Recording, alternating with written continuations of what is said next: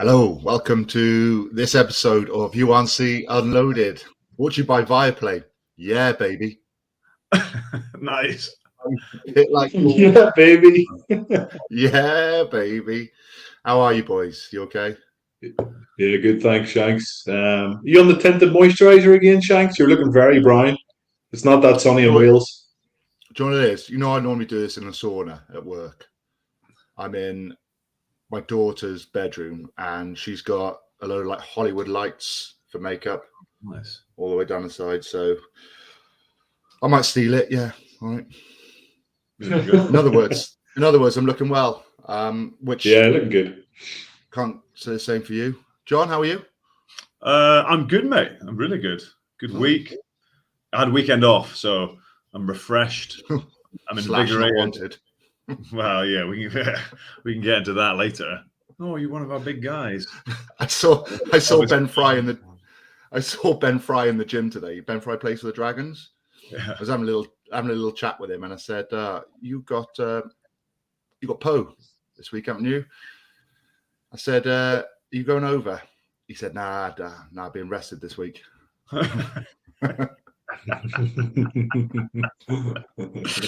Yeah, I've had that one before. We're going to rest you this weekend. Yeah.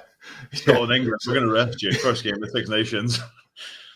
Okay, we're going to rest you, mate. I got that for Scotland. Remember when Shane scored that try right at the end of the Stormer? Yeah, rested for that. Never got back in the team then. Frank Allen, we're going to start you this week. We're going to start you on the bench, though.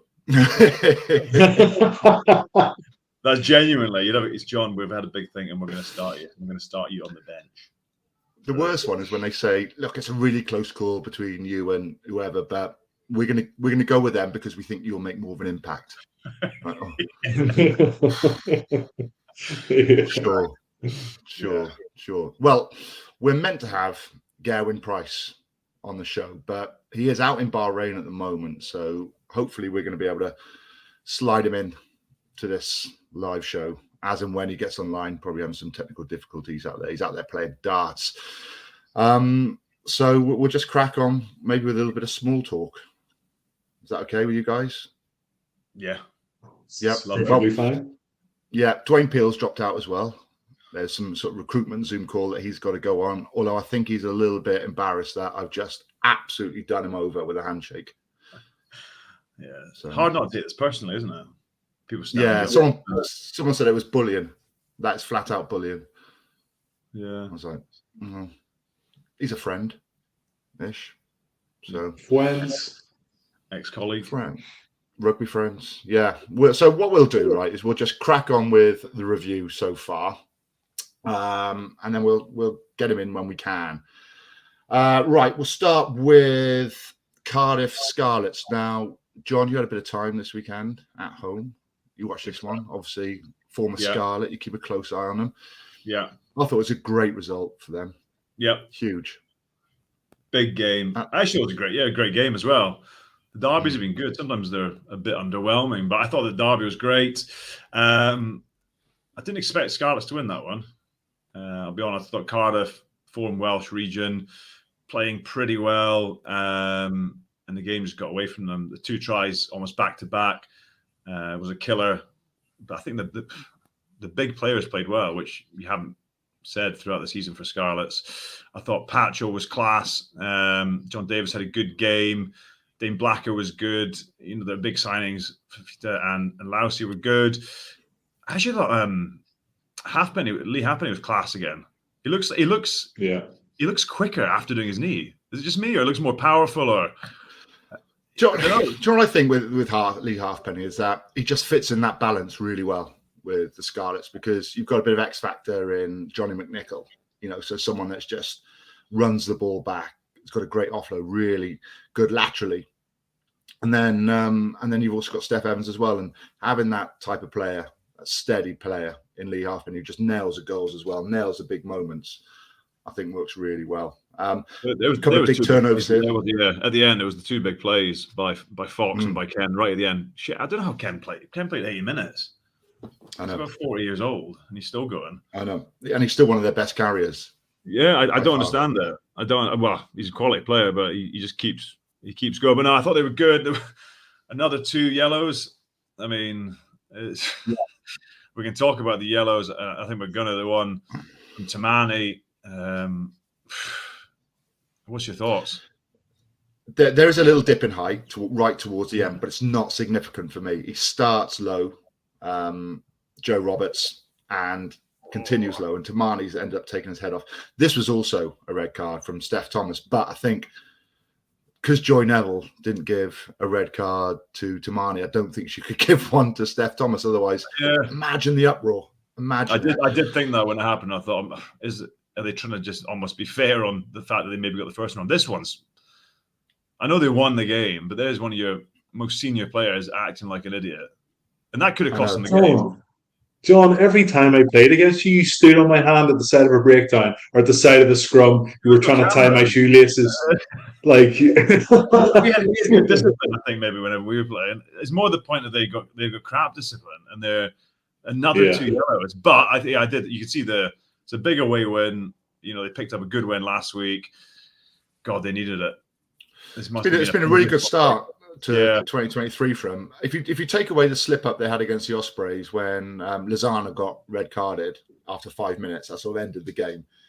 They've actually done really well. A good run in Europe, which they've managed to get a bit of form because the start of the season has been really poor for them. Sometimes takes a different competition, doesn't it? Just to have a break from the URC, new competition, get a bit of momentum, and then Dragons' result was really good for them. Again, losing a player down to 14 men, and then this result I think was their biggest so far because Cardiff have been doing well, and they had a good team out, and they come out, and there were issues with the scrum. Didn't look like it was that particularly strong for the Scarlets. Cardiff looked like they got an issue, looked like they had a shove on, but they were penalised quite a lot for either early engagement, pushing before the ball's been put in. But you know, the line out was pretty decent for Scarlets. It was poor for Cardiff, and they made use of the yellow card because 2 of the tries were scored during that period where Tamani was off. And then I reckon they just showed a lot of spirit, which Dwayne Peel's been after, showing a bit of guts and being able to see out that game because Cardiff were coming back into it. So massive win for Scarlets, I think. And who's their best 10, do you think? So. Yeah, I'd probably say so. I think if you want a line breaker, you want someone just to break the line, I think Costello is amazing at that. You know, he takes it really flat. But I think all-round game management of just maybe being a little bit calmer, a bit more mature. Experience. Shanks, they need experience in times like this as well, like backs against the wall, start of the season. I think Patchell has made like Halfpenny with that experience has made a big difference. But one thing I really enjoyed the game. One thing I noticed with the game was the Scarlets were hounding and double tackles, firing in the breakdowns. Like they've got pumped a couple of times this season and showed like as you say, a lack of spirit and enthusiasm. And it just looked like, as we've said over the last 2 seasons, that you get a win, you get a couple of wins, and all of a sudden you think you can win any game again. So fair play to the Scarlets, fair play to Dwayne Peel, and hopefully they can continue it on. Just had a message from Gezi Price, lads. I think he's struggling in Bahrain. I don't think he can get through because of internet issues. Do you have that in the Middle East? Yeah. Sometimes you can't get FaceTime and things like that. So sorry, should we end the show now or should we carry on? Because is he back on wheels next week? We all had things planned, didn't we? We had some great gags. We had the earphone. I mean, we had a nice picture of Gezi Price, which we were going to put on because, you know, he obviously played at the Warriors. Can't put that on now. A nice picture. Well, here, Shanks, how about we save it? How about we save it for next week? There it is. There it is. There it is. If you don't remember John at Glasgow Warriors, here you go, mate. I swear to you now, John, you and Graham Potter have had the best glow up I've seen out of any industry ever. I'm straight out of school there. 17, mate. Straight out of school. I look like a puppet. I look like a China puppet. Oh, we would have had a good laugh about that, I bet. Never had a girlfriend. Never had a girlfriend. He grew a beard and got capped. Right, we'll move on to Ospreys, Leinster. Now, don't know what you think, Stevie. I thought this, right? I thought good teams win away from home. You know, they win away well. They do the job on other opposition, but great teams win when they don't play well away from home. And Leinster did that. Like they were poor in that first half. They went through a lot of phases. They had the majority of possession and territory, but coughed up the ball. So many silly errors, you'd say, like just not nailing instances, losing the ball in contact, kicking the ball out in the full here, you see. And they just struggled. Like they couldn't, they'd get possession, they'd get a bit of momentum, then that would happen. But there was a period where they just turned it on in the space of about 5 minutes in the second half, which ultimately ended up being the difference between the two. This guy who came on, Ross Byrne, come on, and they just looked better. But this is really well done. I love this because I think they've actually gone out and they've looked at the way the Ospreys defend, and they know they're going to have a front row on that side, and they set themselves up to get one of their best runners against Scott Baldwin, and they do. And another try then we saw from Jimmy O'Brien, and it was just they just managed to turn it on, I reckon, for about 10 minutes where they looked brilliant, and that was enough. Yeah, I totally agree. I think sort of watching the game, I thought the Ospreys were 10-0 up, weren't they? Pretty early. But Harry Byrne been given the opportunity. He's been in and out of Leinster. He's obviously been into the Irish setup when more or less he got into the Irish setup because a number of former Leinster players and Irish players were sort of saying that he was the next big thing. And out of nowhere, he sort of got shifted in there.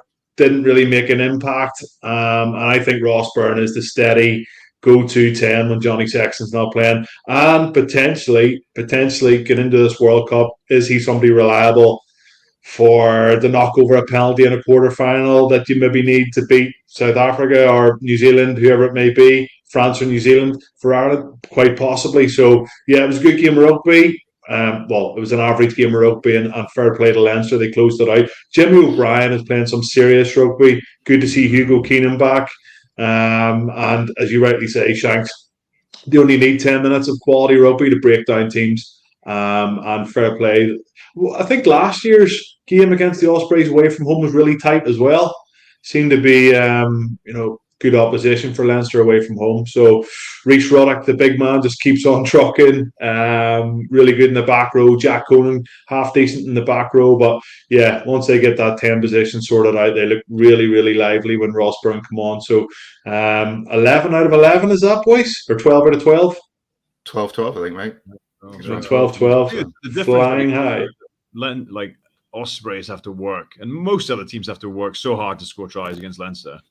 They labour to really have to put together some quality. Whereas Leinster, like you say, they are so well organised, and it's almost like it's boring how relentless they are because they get into that shape, and no one runs that shape better than they do. And by that, they're flat. They accelerate once they get that ball at the back. They then flatten up, and then they hammer you. Whereas a lot of teams play it behind the gain line. It's quite passive, and they understand why they're doing the shape, but they can't play on top of teams when they do it. So.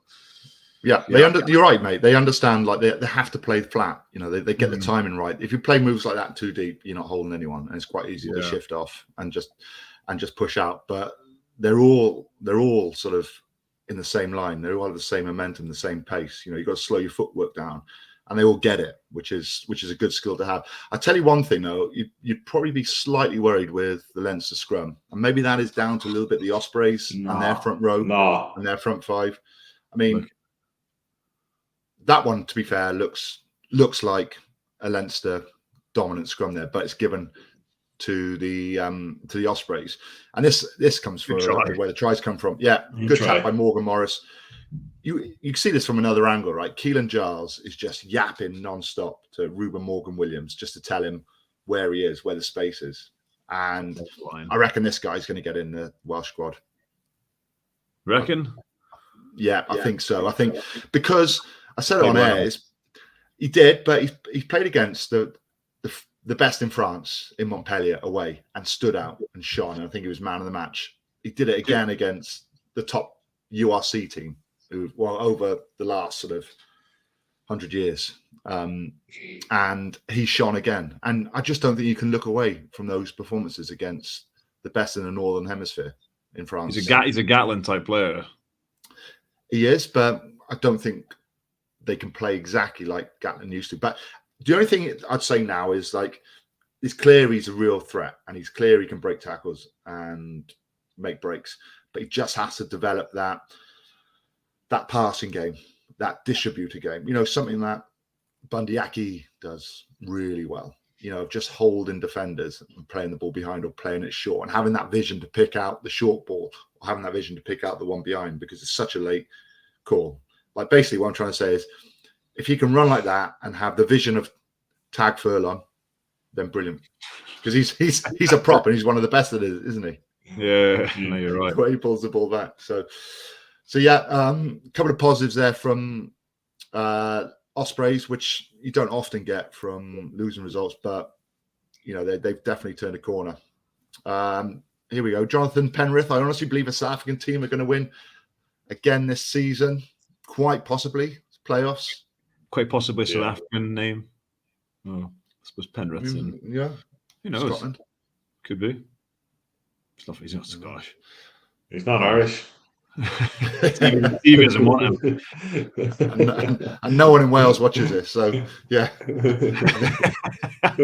He's Scottish. It's like a Sherlock Holmes episode, that, wasn't it? Glasgow Stormers. Next game, John. Glasgow for me are one of the form sides in the competition. I'm not saying they're better than Leinster. I'm just saying the way they're playing. They've had some nice wins. Could they back it up against the Stormers? I don't think the Stormers were that good, and there's question marks over probably their appetite to defend on the road. But I thought Glasgow were class. Like, I thought the start of the year, I thought first game we did it, Stephen. I thought these guys, they're way off.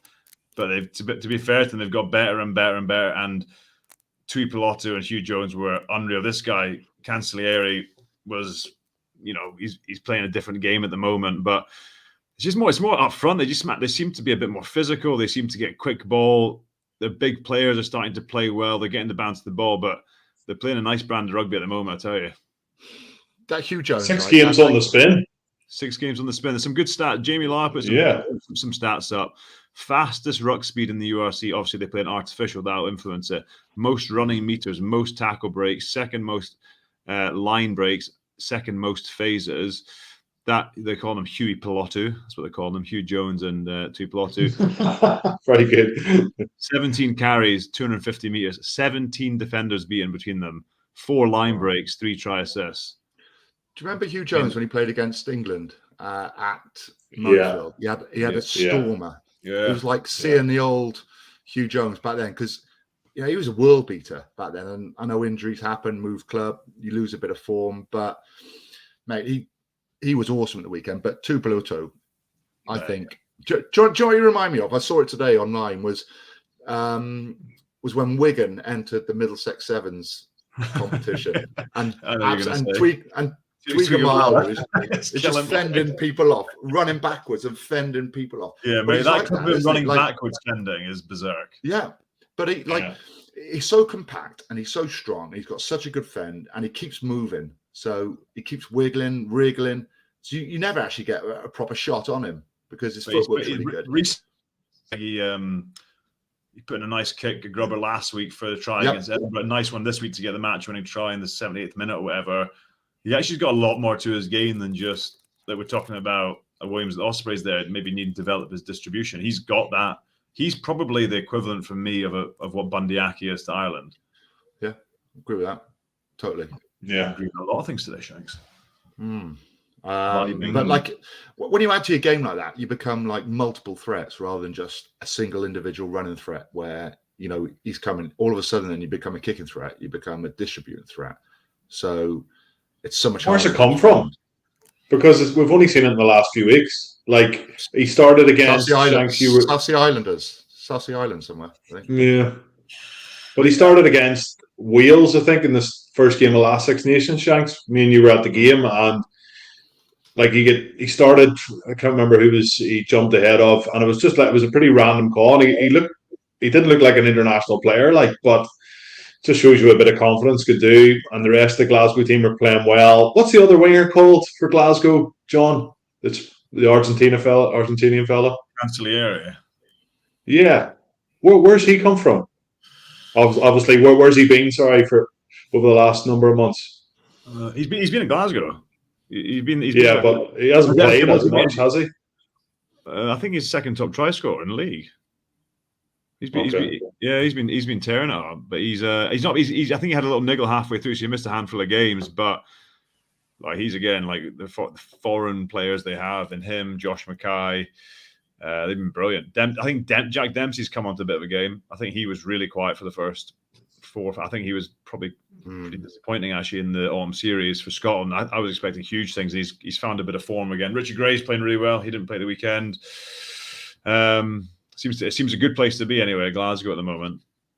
Yeah, it's crazy, isn't it? Like you look at the start of the season, they couldn't win a game away, and everyone's thinking, "Oh, where's this Glasgow team going?" But it takes 2 or 3 results, and all of a sudden, then it's a whole new sort of mindset in camp. It's much more confidence, much more positive news coming. People talking about you positively.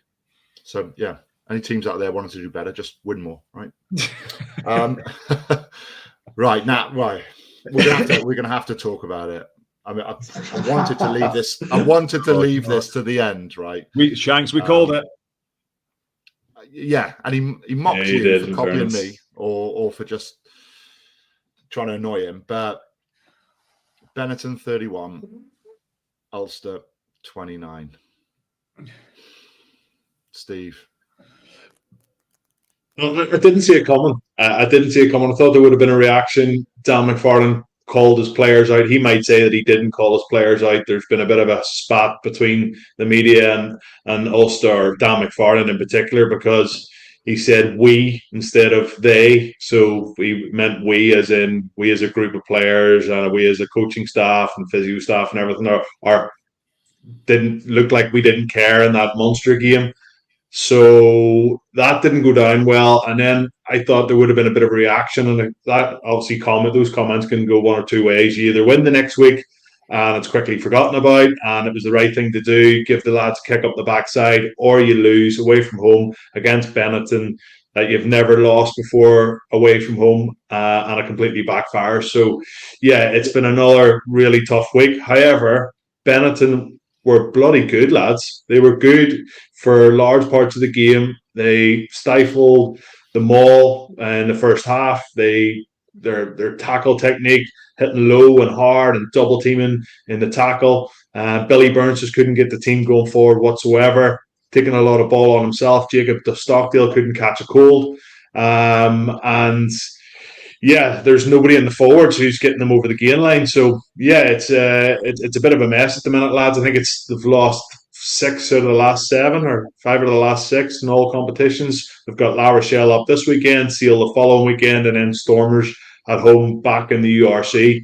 So yeah, I said in the group chat, like, I would like to see what you lads think, looking from the outside, Shanks, maybe analysing the play a little bit more of why they are struggling, especially with their attack. Oh, you throw me now. To be honest, mate, I only saw the highlights. I haven't watched loads of. I'll be honest with you. I'm being honest with you. That's what you're in for, Stevie. That's what I'm here for. Anyway, this was a brilliant try. Like, this was a quality try. Breck's getting the end of it. Ratawe throwing him over the line, and that came from a double turnover. So Ulster turned the ball over, going for a counter attack, and then there was another turnover. Breck's with a clever kick here. But see, in the first half, like, Benetton deserved to be 15 points, 20 points to the good. Like, they played all the rugby, they put all the big dominant hits in. The crowd, it was a brilliant crowd at the game as well. It sounded like a really good atmosphere, dry ball, and they just got behind their team. And Ulster looked lost for ideas. And the question that I asked you, Shanks, I'll end up answering for you here anyway, because Ulster, when they get in the right position at the minute, teams are going after their line out, stifling their maul, as I talked about. So what do they have? They have Stuart McCluskey.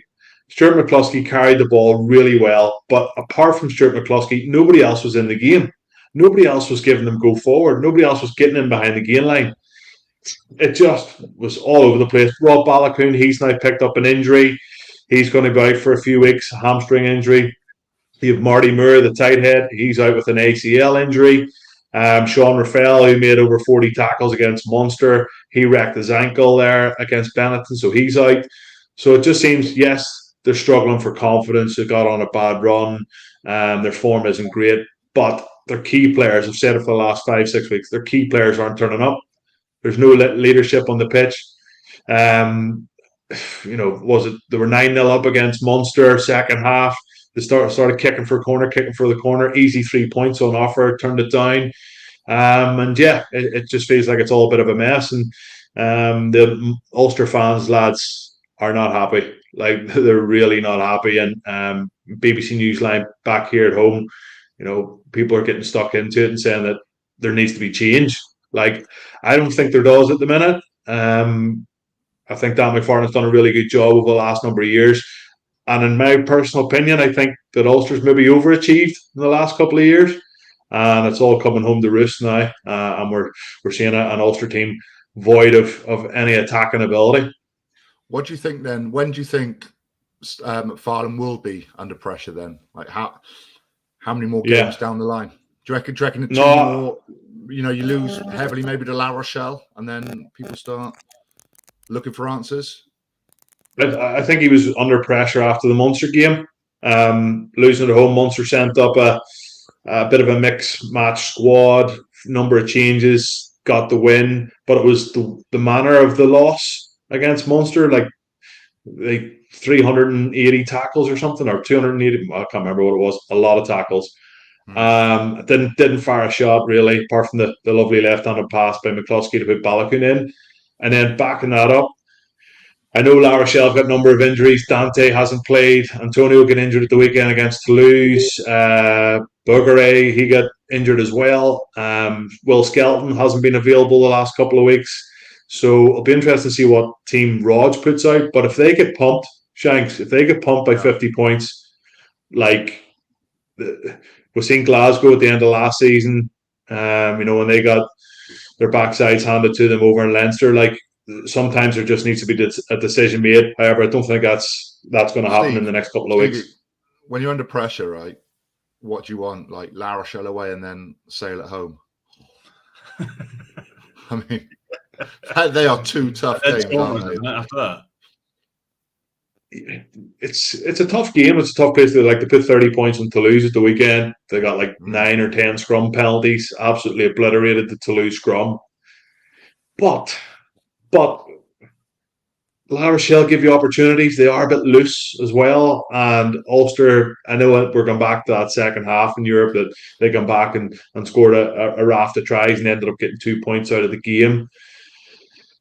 I think La Rochelle will give them opportunities, but I don't think they're going to be able to take them because their attack has just been so poor. But the 3 games that I mentioned, lads, if I'm sitting here in 3 weeks' time and Ulster have another 3 losses, I would be very surprised if there wasn't a coaching change. Maybe not Dan McFarlane, but somebody in there just to rattle a few cages. I think their attacks, we've said this for over a year now, their attack doesn't get going really without McCluskey doing something. Most of their good stuff goes to him, but they've managed to stay in games, but their defense has been poor as well. And, there's no surprise when I watched the game back. He's like, use the maul, get back, 2 maul tries. Okay, well, if that's all you can manage against Benetton's defense, and they played well, Benetton, so some credit, like you said there, but Ulster have got to be thinking they're going to separate themselves from the Benettons of the world. They should be, with the squad they have, with the squad we perceive they have, should be sitting high. I still think... Yeah, perceive. The makeup of the squad, some of the big players who seem to have been on long contracts, they must be on big dough, are probably not fronting up, and there'll be a reshuffle of that squad, I'd say, at some point, because they're not getting their attack going, and they've got enough quality in that team to get it going. But in key positions, they've got loads of quality in attack. They've got McCluskey, one of the best carriers, and also a real good passing game. They've got James Hume. We're not seeing his form of the last 2 years at the moment. Balakoon, amazing. Michael Lowry, just as good. Stockdale. all those names are quality players. It must be a confidence issue as well as. I'm not buying the confidence issue. Like, I'm not buying it. Well, you don't believe in confidence in sport, is basically what I'm trying to say. No, I don't believe in. I don't believe in using a confidence issue for 6 weeks in a row. Why not? That's what happens. You lose it all. No. And you can't fight. And you play the exact same team, full of confidence, on a winning streak, and they'll obliterate teams. Exactly. So pick lads that don't have a low confidence. Don't keep picking Stockdale, who keeps dropping the ball.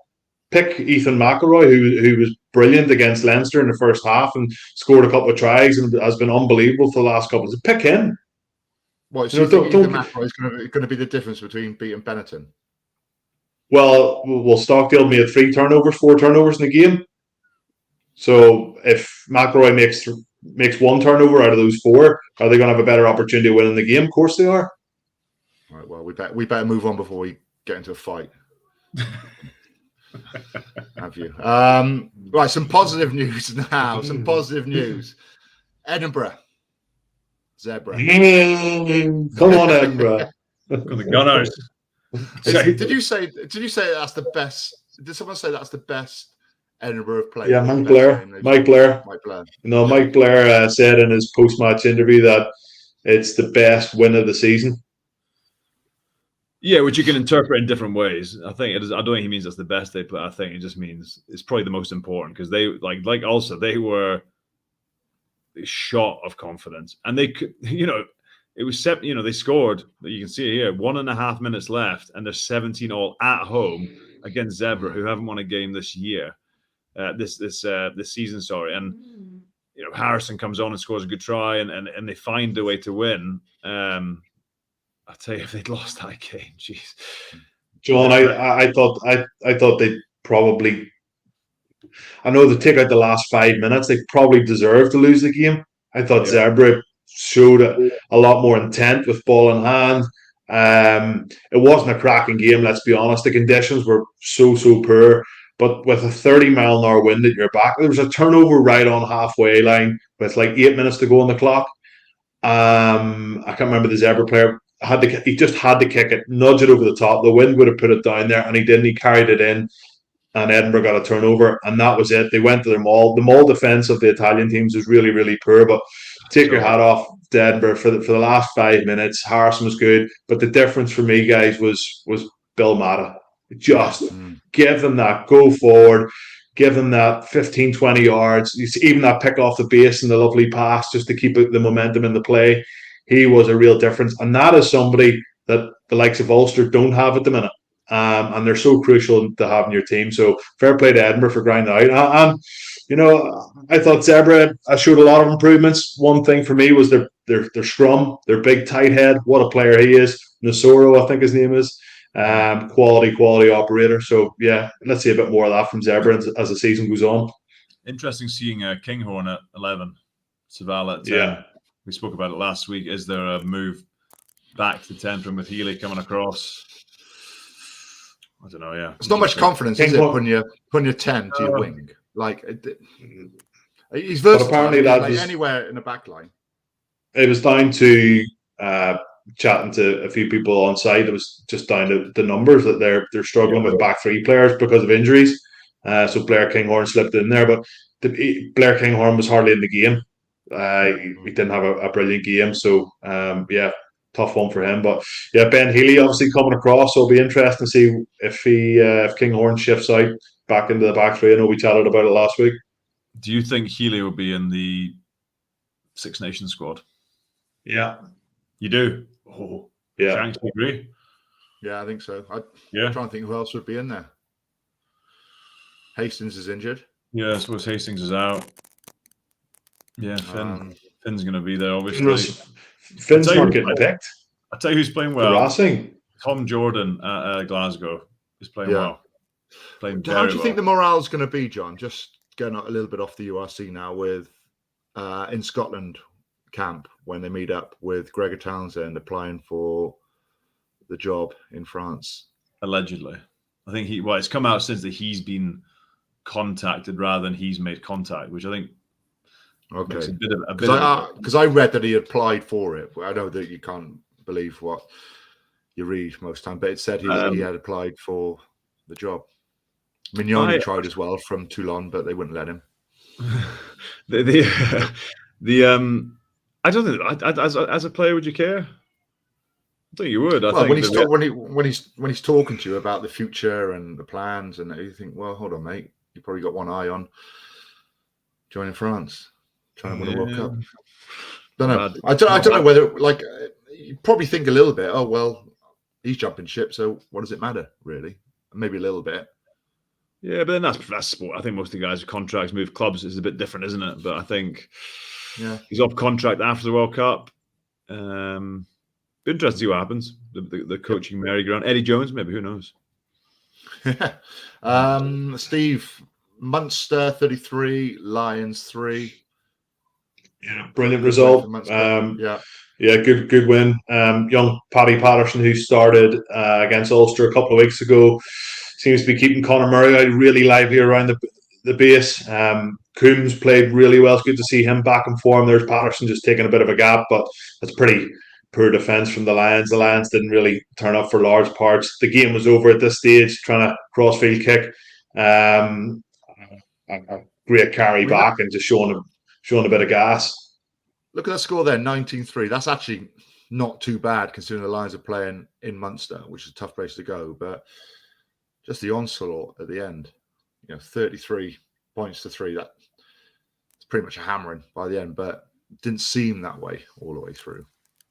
No, well, I think we're on top, but 19-3 is a different. When you look at it to 33 points to 3, I look at that. If I haven't seen the game, I thought absolutely hammered. Yeah, but the weather was shocking, lads. It was absolutely tipping it down. Plastic pitch in Cork, and it was a hard fought match, like in large part. But Munster just showed a bit more quality, a bit more dog in them, and ran out winner. Mossy Lawler's coming back to Munster, obviously a former player, a coach at Connacht. He's back in the coaching setup. He's going to be alongside Dennis Leamy, Andy Kiriakou, and of course Graham Roundtree. So, like John, you said it a couple of weeks ago, like it's all about peaking at the right times. And like start of the season, we were saying, how bad are Munster? Now all of a sudden their centre partnerships seem to be working a bit better, getting a few lads back from injury. The coaching setup seems to have put their blueprint on the way they want to attack. And now they look quite dangerous. Like they look like a team that could maybe, get into a URC final handy enough if they hit form. Yeah, I'd put Stormers in the same bracket. Bizarre. I know they've almost been at the top, but they don't seem that fussed when they lose. And I don't mean that disparagingly. I think they do enough to win games, and they're in games. The defense isn't great. There's certain teams I think that when it gets to the playoffs will be different animals. I put Stormers in that bracket. Leinster always seem to be there. Bulls would probably be in that bracket, and then could you see a Munster or I don't know if anyone's going to be able to match those three. Glasgow and Cardiff are playing well, but can they stand up with the real power game in the middle of summer when the pitches are rock hard? But I don't know. It's interesting. It's like they've got total belief in that when they turn up they can play. I always remember watching Exeter, and I used to think the same. They'd have the odd loss, and Rob Banks would come and chatting after. He'd be like, he wouldn't be that down about it. He'd be like, not a big deal. We've got to make that right for next week, and they would, So they've got a lot of belief in the teams. Right, Dragons, Bulls. Stevie, what do you make of this? We all called the Bulls. I'll take it. We all called the Bulls. Okay, were you commentating on it? No, I wasn't. I watched it. Friday night. Tinas Delport was with Reece App. At one moment, I thought the Bulls were just going to run completely away with it. They scored tries to start. They made breaks pretty easy. Hooson made a really nice break and ended up putting Curtly Aronsa in. It was classic. Really good try. Exactly what you imagine from Aronsa. Really good feet. Class. He's amazing. That try scored against England. Imagine him at the end of the year. Yeah, dry pitch, tearing it up. But the Ospreys, the Dragons got themselves back into it, and Steph Hughes, who I think has been a really good signing for him, threw a nice pass for Max Clark to go in. But at halftime, they're still in the game. But I thought the second half, then they just leaked tries too easy. They switched off. Vorster, I think, scored the easiest try I've ever seen. It was just literally 9-12, I think, and he just cuts inside Max Clark like way too easy. Didn't even have to work for it. It wasn't really coming at pace. There was no real step. Just runs at an angle and just ends up going over way too easy. Duplessis come on, and they end up with a line-up drive. Took them on a bit up front. They're definitely a better team. The Dragons definitely are. Yeah. They look like they're playing a lot better rugby and a better brand of rugby, and they look like the shackles have come off a little bit, and they're going out there to try and attack teams. But they're still getting themselves caught up in a little bit. And you still don't have full belief, I don't think, that they're going to go out there and nail the big games at the moment. That's what Dean Ryan finally got the sack. We didn't talk about that. What? News. Brand new information. Wow. Who knew? Yeah. Yeah, there's huge payment terms, I think, with the Dragons, like 60 days. So I had to wait 60 days. They talk about no money in Welsh rugby, and then I look at Dean Ryan's had a payoff or payout to go. Stephen Jones, Pivac, Gethin Jenkins, Wayne Pivac had to pay all these people off. $2 million. So we found money somewhere. It's like when a club says we got no money, and then next minute they sign like a superstar. It was like when Edinburgh signed Duan van der Merwe. Winger. I'm mates with a couple of the wingers, and they told them, there's no money left. Sorry. Yeah. You're on peanuts this year, lads. Right. With all the reviews we're going to do, Stevie, finish us off with Connacht Sharks. It's just good that Connacht get back on a winning. Well, they played okay, but just their key players playing a bit better. Not going to show it again. Was it Mac Hansen with the basketball off the surface back into his hands? It was class. Did you see that? Yeah, I saw it. Brilliant. No, Shank didn't see it. It was quality. Jack Carty playing a bit better, but yeah, I don't know. I think Connacht are just going to tip away. They're going to be a mid-table team. They might cause a few upsets as the competition, continues on. But I just like the Bundyaki doesn't play enough for me for Connacht. Matt Hansen as well. I know this RFU resting protocol and everything else, but you want to see the big guys turning out week in and week out. But yeah, they're into the Challenge Cup in the next couple of weeks. So, and they're still very much in that. So we'll see how they get on then. Totally agree, mate. Like, you want your big players to play because you've got to inspire youngsters. You've got to inspire kids. People pay to come and watch like your best players play, your superstars play, and it breaks me a lot when they don't play often enough, because that's what gets kids into rugby. That's what gets them excited. That's meeting them after the match, getting their autograph and stuff. It's huge. So yeah, I'm with you, mate, on playing your big names. Right, that is the reviews over. We're down to rants of the week. Does anyone have a rant? I've got two. Go for it, Shanks.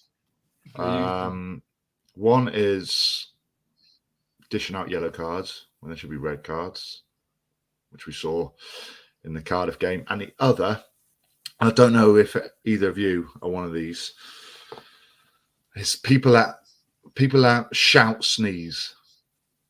I'm one of them. So people that just go achoo. It's like a full-on shout. There was no need to do that. You don't have to scream when you shout. I sneezed beside you a few weeks at a game, and you all you said was, "Oh, you're one of those." Attention seekers. There is no need. There is do it in the car if you're on your own, in your house if you're on your own. But when you're around people in a working environment, in an office environment, there is no need to shout that loud when you sneeze. It's like people who chat to their babies really loudly when you're around. It's like You're doing it so we can hear. All right. Keep quiet. Whisper to your kid. I don't need to hear it. It kills me.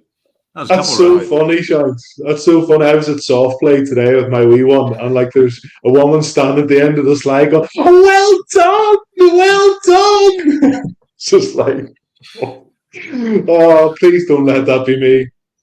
Come here, honey pot. Honey pot, come here. Oh, have you done poo-poo, honey pot? Honey pot, have you done a poo? Oh, it's time to change. It's time to change it. Come on, honey pot. Yeah. I'll be like this. You've done a poo. Yeah, tell them off. Off. I got any rants from you boys? Yeah, I got a rant. Yeah. Get it off your chest. You know, the old citing process.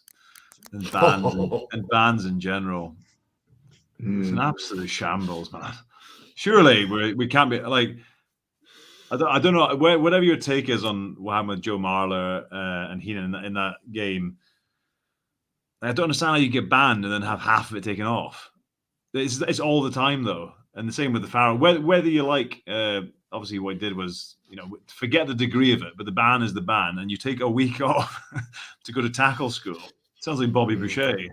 Like what are we on about? We're not at that level, surely.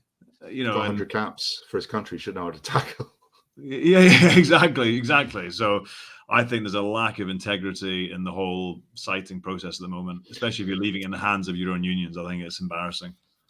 Thomas Lozano got a shorter ban as well because they counted one of the games, the Scarlets, not the professional team, the team below him would play against like Carmarthen Quins, and that counted as a game as well, or something like that. So we got. Here's the thing: did you know that if you heard this, if Borthwick doesn't pick Farrell in his initial squad because he's been banned for games rather than weeks, one of the games will happen when he's still available for Saracens, which he wouldn't be available for if he was in England camp. So technically, he can be available for the Scotland game, but he can only come into camp on the Monday.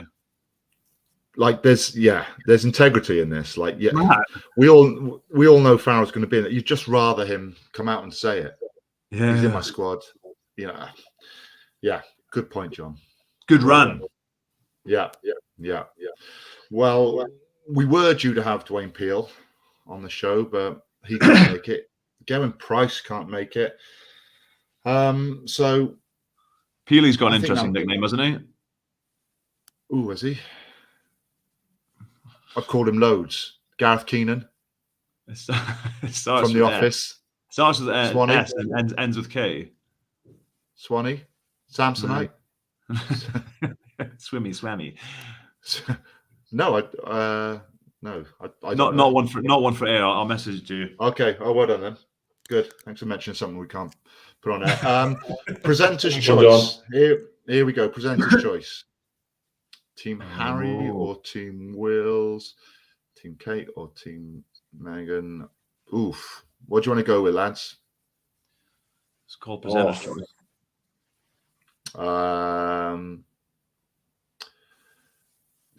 Right.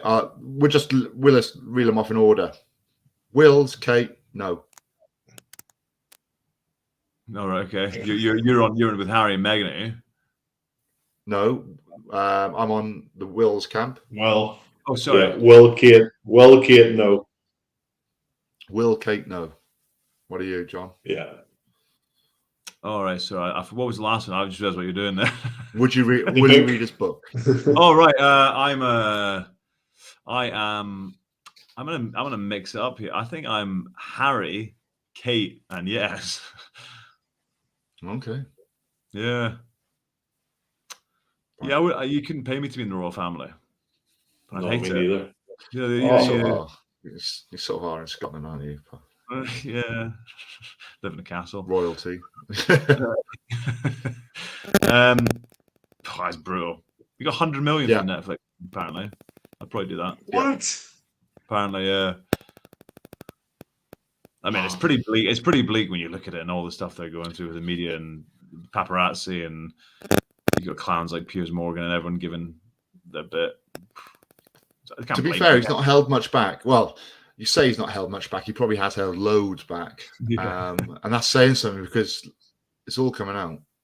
I like it. I mean, I can't watch. I haven't watched the documentary, but my wife has. I just get little updates from her. Yeah, I watched that in bed recently. It's good. Okay, it's worth a watch. Right. So here we go. Final thoughts. We've got some big European games on this weekend. Munster versus Northampton, La Rochelle versus Ulster, Ospreys versus Montpellier, Castres versus Edinburgh, Clermont versus Leicester, and obviously some live games. Bath versus Toulon and Cardiff, Newcastle are both live on Viaplay. So make sure you tune in, you watch, you download, you subscribe, and you enjoy. And that's it for us this week. We'll see you soon. Goodbye, lads.